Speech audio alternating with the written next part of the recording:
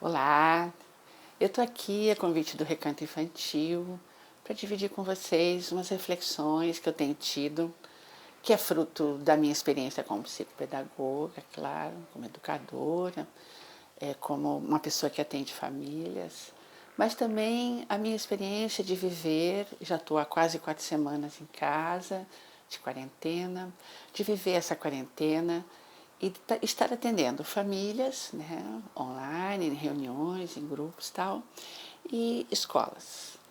E eu queria falar para vocês da importância e trazer conceitualmente o que seja aprender, o que seja inteligência emocional, o que seja inteligência social, num conjunto de coisas que é a formação do ser humano, a formação de uma criança, a formação de uma pessoa.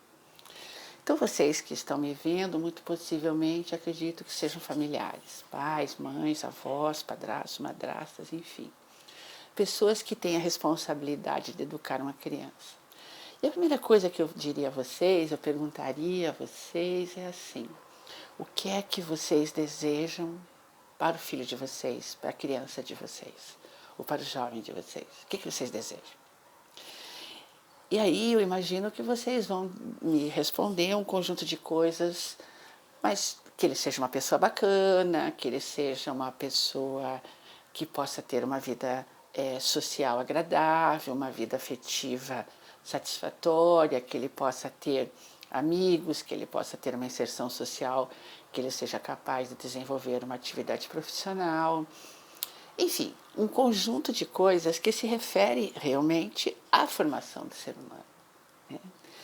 E aí, a primeira coisa que eu quero pontuar e trazer aqui como reflexão é assim: a posição da escola que a sociedade antes da Covid tinha em relação à escola, o lugar que as famílias deram para a escola na formação dessa pessoa que a gente acabou de falar.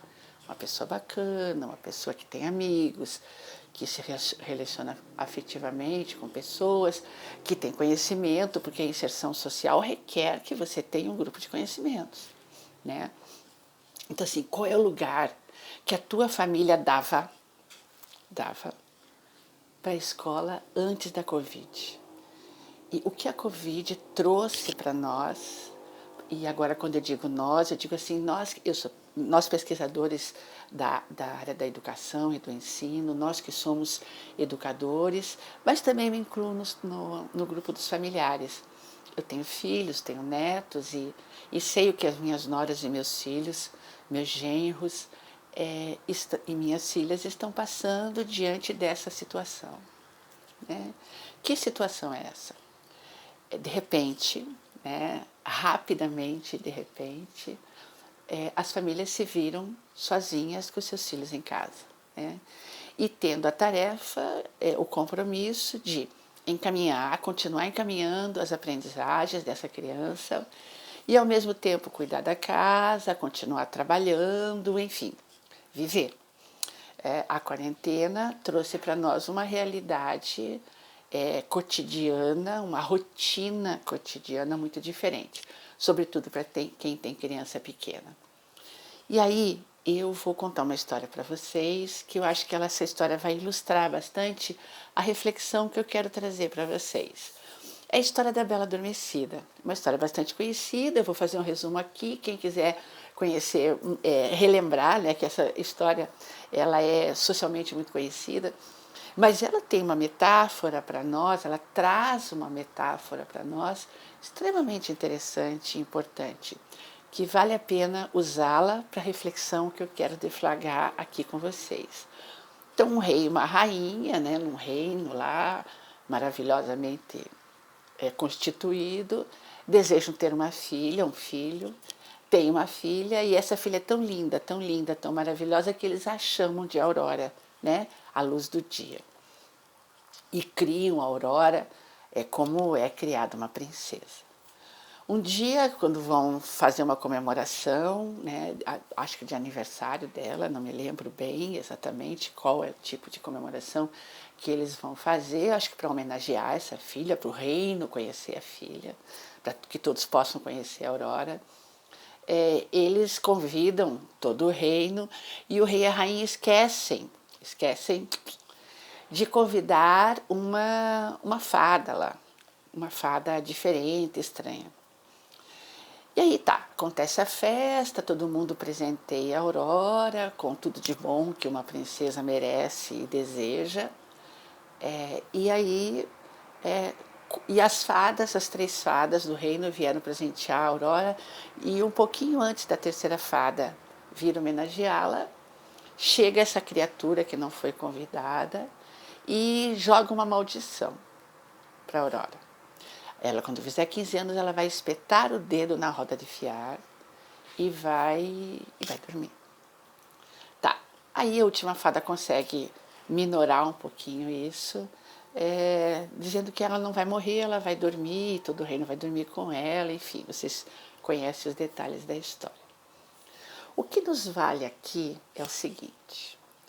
Primeiro, uma princesa, muitas famílias tratam seus filhos como príncipes e como princesas. E como é que se comporta um príncipe? Um príncipe e uma princesa comporta-se tendo todo o reino para si, né? Para louvar suas qualidades, para atendê-lo, enfim. Essa menina foi criada, além de ser uma princesa e criada como princesa, os seus pais, o rei e a rainha, com medo da maldição, e tentando impedir que a maldição acontecesse, eles protegeram a Aurora. A Aurora passa a viver no castelo, né, só entre os seus súditos, e também o rei manda retirar todas as rocas de fiar do seu reino, da região. E essa menina nunca viu uma roda de fiar, nunca viu.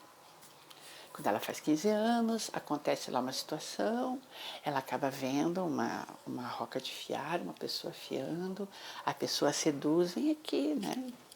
Vem afiar, e ela vai lá, afia e espeta o dedo. Era de se esperar que ela espete o dedo, porque ela não tinha desenvoltura, ela nunca tinha visto uma roca de fiar sem desenvoltura. A gente sabe, nós já aprendemos várias coisas. Sem essa aprendizagem, ela não era capaz de, na primeira vez, conseguir ser desenvolta e não espetar o dedo na roda de fiar. E o resto da história vocês sabem. Vamos pensar nessa princesa e vamos pensar na atitude que o pai que o rei e a rainha tiveram ao tirar tudo que pudesse trazer de malefício para a Aurora, para a luz do dia, a luz da vida desse reino e desse casal de reis.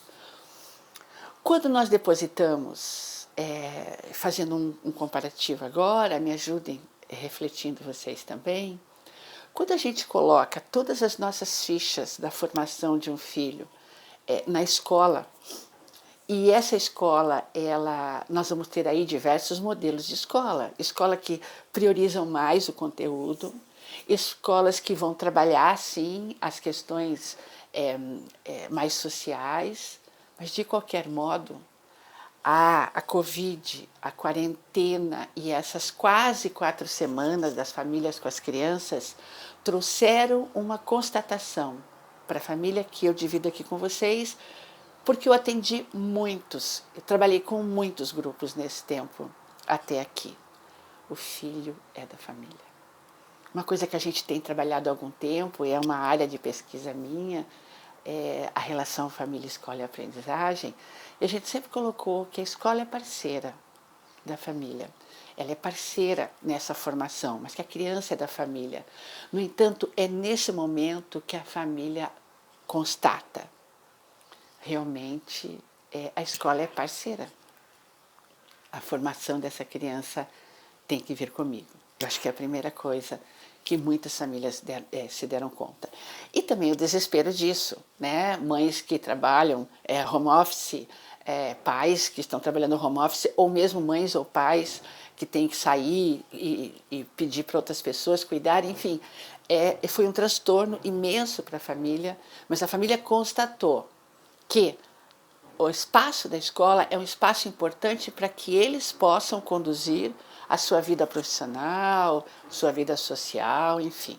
Tá, isso é uma coisa. A outra coisa é que as famílias foram percebendo que, primeiro, ninguém fez opção homeschooling, né? Então, nós não estamos preparados para o homeschooling e muito menos a escola está preparada para a EAD, né? A educação à distância. Então, houve aqui um desencontro entre escola e família muito grande, que não é o mote da minha fala agora, então que eu não vou entrar em detalhes nesse momento, mas que trouxe à família a necessidade de assumir coisas que ela não estava acostumada e que ela não queria.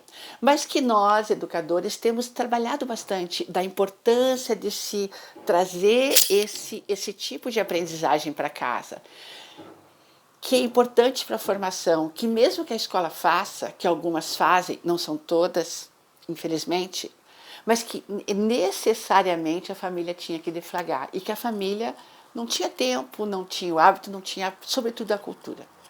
Do que nós estamos falando?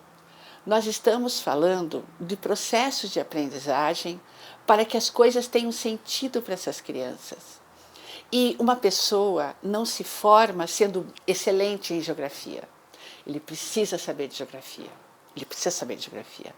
Ele precisa saber de história, ele precisa aprender a ler e escrever, ele precisa aprender a resolver problemas matemáticos. E nós já sabemos que uma escola instrucionista, uma escola conteudista, ela não vai conseguir trazer essa formação. Mas nós também sabemos que uma escola que trabalha com o aluno na discursividade, na possibilidade dele compreender isso, trazer isso para a família, vai favorecer muito mais a aprendizagem dele. Porque a aprendizagem está diretamente relacionada a dar sentido próprio àquilo. E esse dar sentido próprio àquilo, quando isso acontece, quando a criança tem um tempo de elaborar, quando ela tem um tempo de pensar, quando ela tem um tempo de levantar hipóteses, faz com que ela mude seu comportamento. E eu vou dar um exemplo para vocês de uma coisa sem sentido, para depois a gente trazer uma coisa bacana, com sentido, que as famílias podem fazer. Uma criança fazendo a lição dela, de 9 anos, relatado isso pela mãe, num grupo que eu atendi recentemente.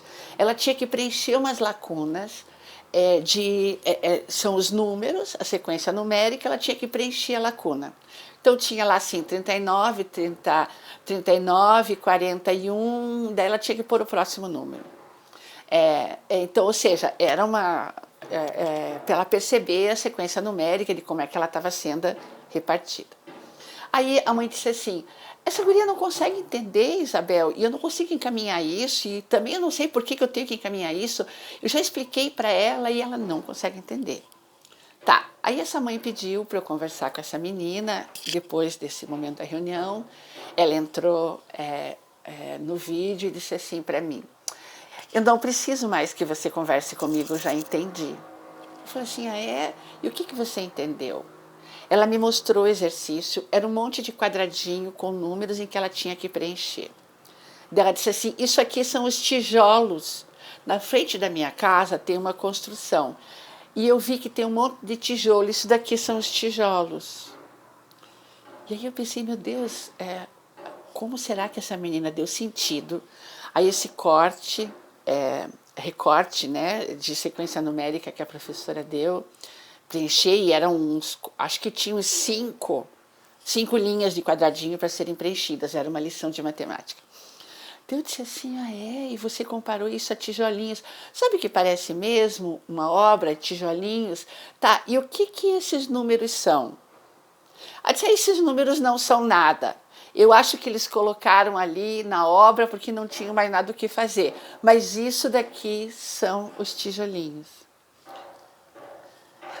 O que eu quero trazer para vocês é o seguinte, a criança, no afã de dar um significado para aquilo, para entender aquilo, e aí ela colocou os números, porque daí eu vi que ela não colocou os números na sequência numérica, que a professora tinha expectativa, mas ela colocou números naqueles tijolinhos, porque ela disse que o pessoal da obra escreve na parede.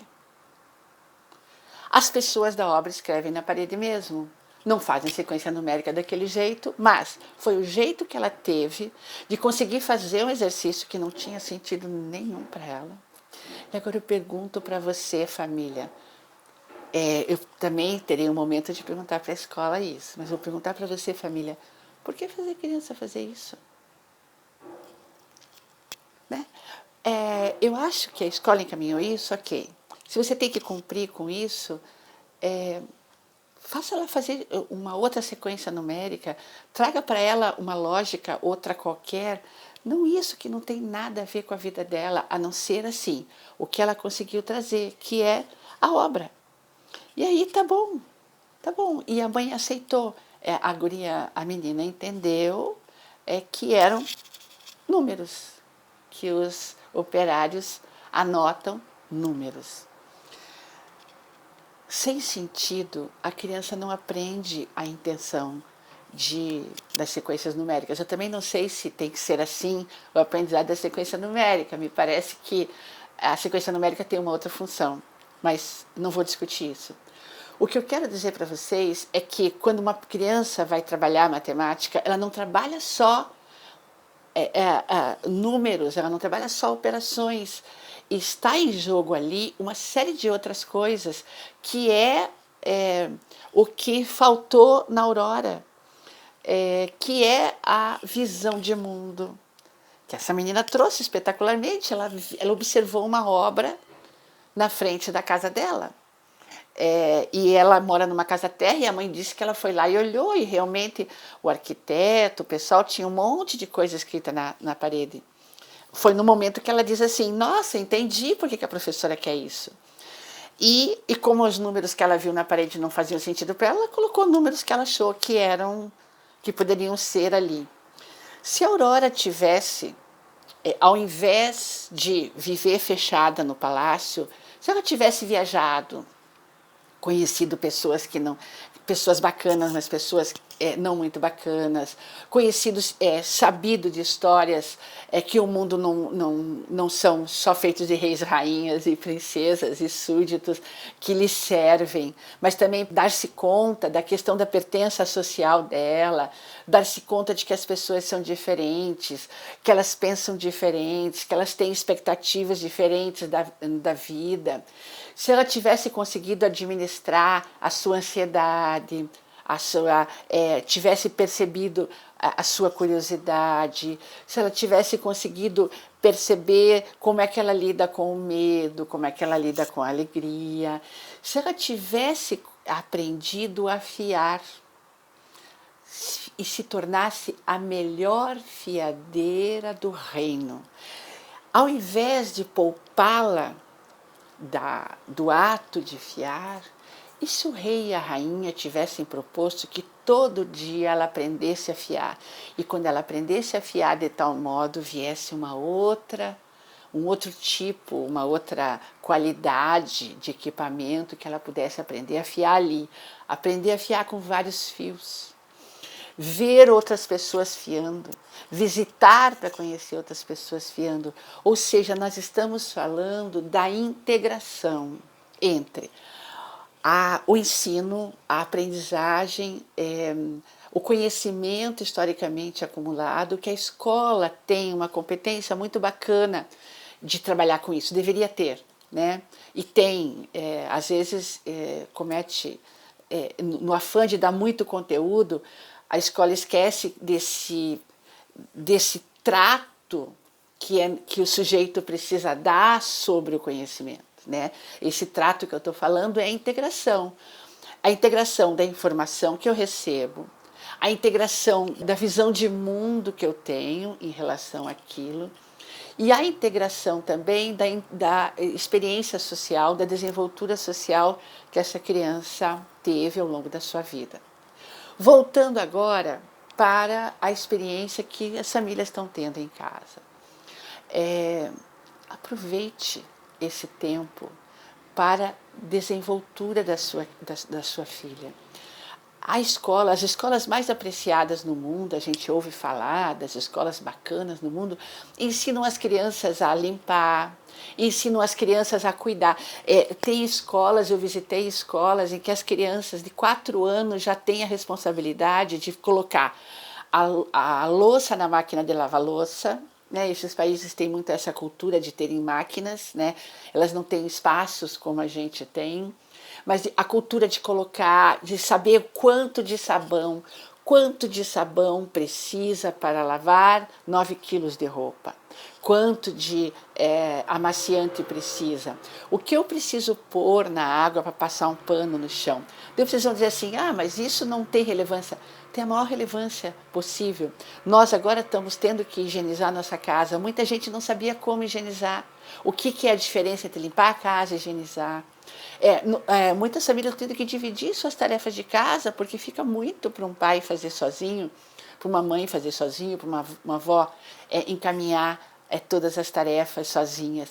Então, essa coisa de trabalhar não apenas a divisão de trabalho doméstico, mas também o conhecimento em relação a isso. Como é que se descasca uma batata? Tá? Com que idade? Não, mas minha criança é pequena. Tá, mas com 9 anos, será que ela não tem ainda condição de descascar? Você não vai dar a faca mais afiada para ela. É assim que as pessoas começam. Você pode ter aquele ralador de legumes. Aprender, não apenas colaborar como diversão. Eu estou falando aqui de conhecimento. Conhecimento que em algumas escolas, por exemplo, na Escandinávia, é matéria. Faz parte do conteúdo. Quantas batatas nós vamos cozinhar enquanto nós estamos aqui, quantas batatas cada um come, quanto de arroz. Isso numa perspectiva. Noutra perspectiva, apreciar algumas coisas da casa, apreciar alguns rituais, aprender a apreciar a vida, a beleza. Coisas que nós não tínhamos tempo antes e que hoje nós podemos produzir esse tempo. Por que eu estou falando em produzir? Porque eu sei que muitos de vocês estão dizendo assim, você enlouqueceu, você quer que eu vá olhar na janela, apreciar o final de tarde com a minha filha? Eu estou trabalhando, não sei o quê. Eu sei disso. Eu sei disso. Mas eu queria dizer para você uma coisa. O mundo nunca mais vai ser igual ao que era antes da Covid. Vai mudar, muita coisa vai mudar.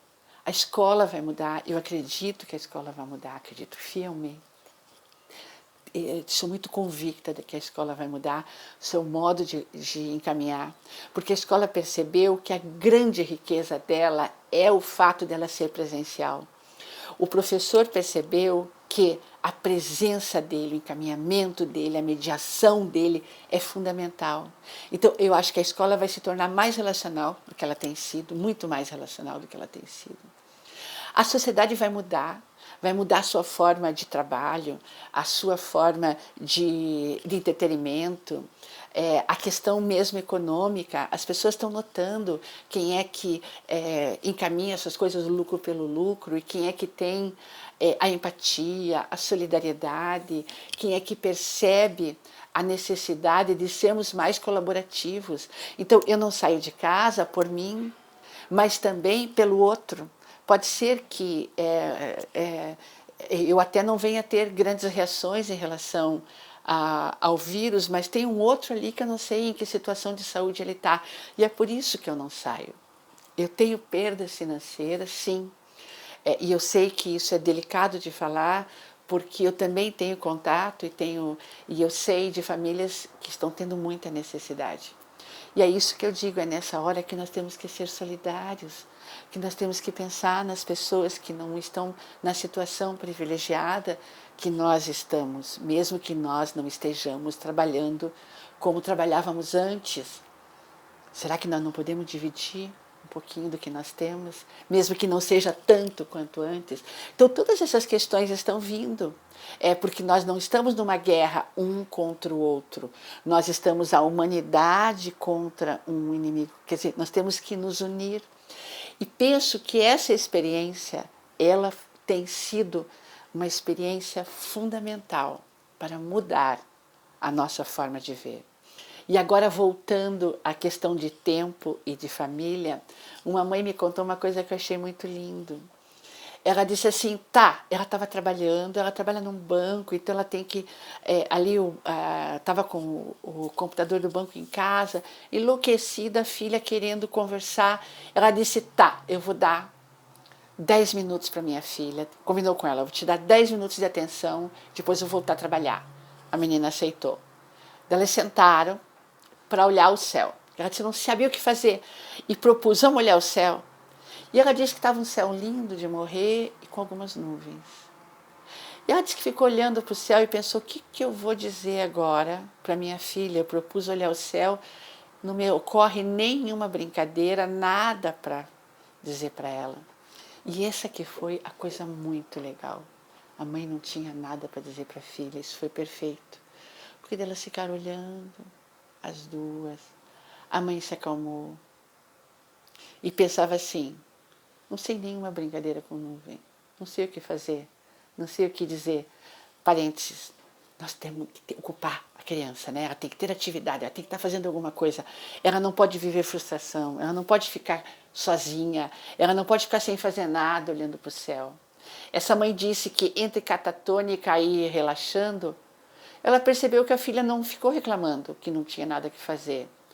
Dali a pouco a filha disse assim, mãe, será que quando o avião passa no meio da nuvem, ele fica meio embolado, no meio, como se a gente passar o dedo no meio do algodão?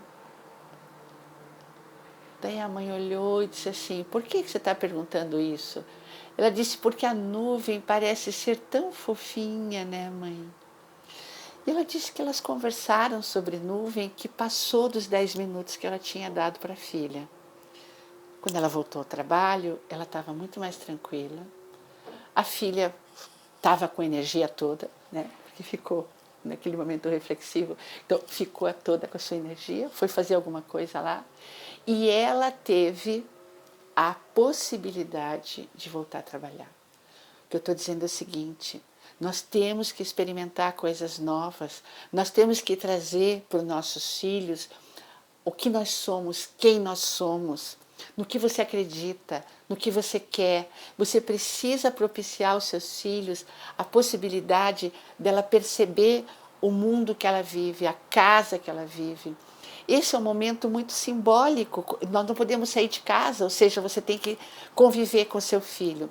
Apresente-se para o seu filho, conte sua história, mostre retrato, faça coisas que você adoraria fazer e nunca teve tempo, crie esse tempo, invente esse tempo. Eu tenho certeza que o tempo, eu aprendi ao longo da vida, é que o tempo é alguma coisa que a gente cria a partir do momento que você faz foco.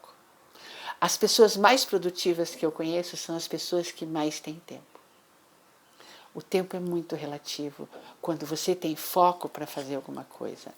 Foco no seu trabalho, foco no seu quê, foco na sua família e foco em propiciar alguma situação com seu filho que ele possa te conhecer, saber um pouco mais de você, dos seus valores, que ele possa aprender um pouco mais da vida doméstica, do que vocês estão vivendo, que ele possa aprender um pouco mais da vida em família, de como é que é a nossa família, como é que nós nos construímos em família, como é que foram nossos antepassados. Saber da nossa história nos constrói como sujeitos históricos.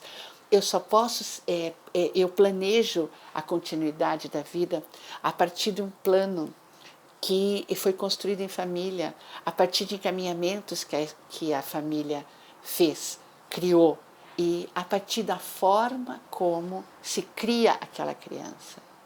Prestem atenção nas princesas e nos príncipes, que princesas e príncipes só podem se comportar como nobres, né? E me parece que o mundo não entende muito dessa, não percebe muito essa nobreza. O mundo é feito de seres humanos que quanto mais se conectarem, quanto mais se ligarem, quanto mais próximos conseguirem ser, quanto mais empáticos, solidários, cooperativos, ou seja, fraternos, né? Fraternidade é a relação entre irmãos. Quanto mais fraternos pudermos ser, melhor resolveremos as situações que cada vez mais se apresentarão para nós como situações globais, situações complexas, situações integrais, né? Que não é de solução simples. E tenha a escola como sua parceira. Tem a escola como grande parceira. Eu acredito muito que a escola, a partir dessa experiência, também vai se reorganizar no seu modo de ser escola, porque também percebo um movimento forte da sociedade de valorizar esse profissional chamado professor, valorizar o que esse professor faz quando o seu filho chega lá. Mas a minha alerta, o meu convite é que a família potencialize a coisa do seu sobrenome, da sua história, e aproveite essa quarentena para trazer para o seu filho tudo que você puder trazer que diz respeito a esta casa, a esse ambiente no qual estamos confinados, mas que se estamos juntos aqui é porque temos uma conexão, temos uma relação, estamos interligados. A aprendizagem, ela precisa de uma pessoa resiliente. Sem resiliência não acontece aprendizagem. E o que é a resiliência? É a capacidade da pessoa tornar-se competente mesmo sob estresse. É a capacidade da pessoa gerenciar as suas emoções, conseguir administrar, fazer uma autorregulação de todas as suas dificuldades, as suas facilidades, para que ela possa direcionar e dar sentido ao que está sendo proposto. A resiliência, ela está muito relacionada ao estilo parental, a forma como a família vive também suas emoções. Então, conversar, todo mundo tem medo, mas vamos clarear o medo, vamos conversar sobre o medo, vamos tentar entender como é que você age quando está com medo. Alegria, nós todos ficamos alegres, mas nem sempre estamos alegres, nem sempre estamos felizes. E entendendo isso e conversando isso, à conversa, à medida que uma criança conversa com seus pais, ela aprende a se colocar. Uma pessoa se humaniza nas relações humanas. Quanto mais humanos forem os seres humanos que educarem as crianças, mais seres humanos bacanas, sensíveis, com possibilidade de ampliar o seu repertório para viver situações inusitadas. Vivemos hoje uma situação inusitada, precisamos ampliar o nosso repertório e vamos pensar que no mundo complexo como nós vivemos hoje, muito possivelmente viveremos ainda outras situações impensáveis para nós. O Recanto oferece bastante atividades, bastante coisas para implementar tudo isso que eu trouxe, mas tem uma situação, tem um momento que é você, família. Quando você está em casa, lá, final de tarde, ou sei lá o quê, aquele momento em que você precisa iluminar a sua aurora ou o seu filho, a luz da sua vida, com a sua presença, com os seus valores, com tudo que você é e se construiu ao longo da história. O seu filho precisa te conhecer. Saúde para todos e muita luz nos lares de vocês.